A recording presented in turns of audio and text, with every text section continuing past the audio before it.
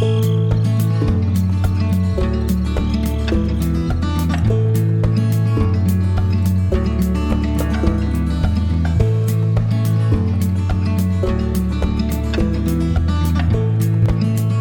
have babies. Look at the little babies. Mother's all fluffed up protecting her babies.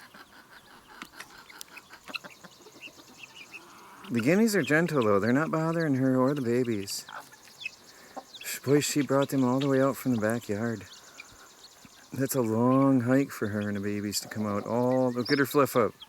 Daddy got too close. She fluffed up. That's the father. We're down to 2 chickens, normal sized chickens right now. And I just moved the chicken tractor and put all the bantams in with the bigger bantams. And we got tiny, tiny little babies. That's their first time out. They're so cute. Tiny, fluffy little things. We won't be able to get near them anytime soon.